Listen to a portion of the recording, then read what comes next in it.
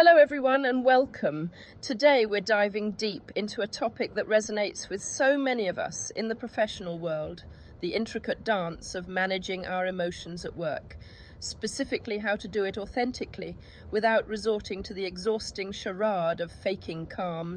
It's a common unspoken rule, isn't it? The expectation that we should always appear composed, unflappable and perfectly serene no matter the internal storm. We often feel compelled to plaster on a smile, nod politely, and suppress any hint of frustration, anxiety, or even genuine excitement that might be deemed unprofessional. This act of faking calm becomes a daily performance, a constant effort to stuff down our true feelings, hoping they'll simply disappear. But let's be honest with ourselves, this strategy is not only incredibly draining, but it's also fundamentally inauthentic and, in the long run, completely unsustainable. It doesn't actually help us process or manage our emotions. It merely postpones them, allowing them to fester beneath the surface, often leading to burnout, resentment, and a profound sense of disconnection from our true selves. So, if faking it isn't the answer, what is? The journey begins not with suppression, but with a radical act of self-awareness, acknowledging what you are genuinely feeling in the moment. When that wave of frustration washes over you because a project isn't going as planned, or when stress tightens its grip due to an impending deadline, or even when a surge of excitement bubbles up from a new opportunity, take a conscious pause. Instead of immediately trying to push it away or label it as bad, simply recognize it. Say to yourself, I am feeling frustrated right now, or I am feeling overwhelmed. This isn't about wallowing in the emotion or letting it dictate your actions.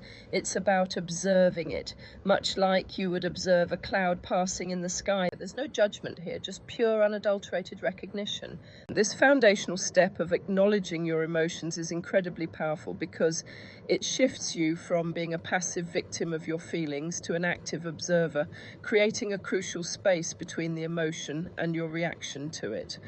Once you've acknowledged an emotion, the next vital step is to gently inquire into its source. What specifically triggered this feeling? Was it a particular email, a comment from a colleague, a sudden change in priorities, or perhaps something entirely external to work that's inadvertently bleeding into your professional day? Sometimes the trigger is obvious, but often it requires a moment of introspection. For example, if you're feeling irritable, is it truly about the minor inconvenience in front of you, or is it a deeper exhaustion from a string of late nights? Gaining this clarity about the root cause of your emotions is incredibly empowering.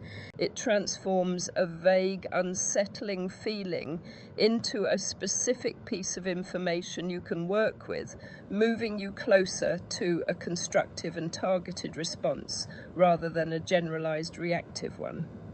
With acknowledgement and understanding in hand, we can then move to the art of strategic expression, and I emphasize strategic, not suppression.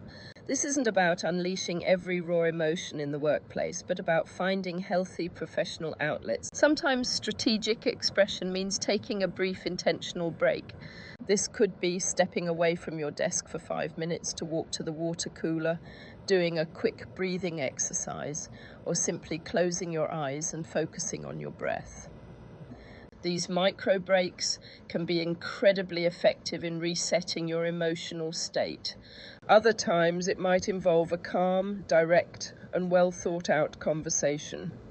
For instance, if you're feeling overwhelmed by an unrealistic workload, instead of silently panicking or snapping at a colleague, you could approach your manager and say, I'm feeling quite stretched with the current project load, and I want to ensure I deliver high quality work. Could we discuss priorities and see if there are areas we can adjust? This is a powerful example of expressing your reality and your needs without being reactive or unprofessional. It's about communicating your internal state in a way that invites solutions, not conflict. Furthermore, establishing and maintaining clear boundaries is absolutely paramount in managing your emotions authentically. Understand what falls within your sphere of control and what doesn't. Learn to say no respectfully when your plate is full or when a request encroaches on your personal time and energy. Communicate these limits proactively and consistently. This isn't about being rigid. It's about protecting your emotional well-being and preventing situations that frequently lead to emotional overload. When you have clear boundaries, you create a buffer that allows you to engage with your work from a place of strength and presence, rather than constantly feeling on the defensive. Remember, managing emotions authentically isn't about becoming emotionless or stoic. It's about cultivating emotional intelligence. It's about developing the capacity to understand, process, and respond to your feelings in a way that aligns with your values and supports your professional goals.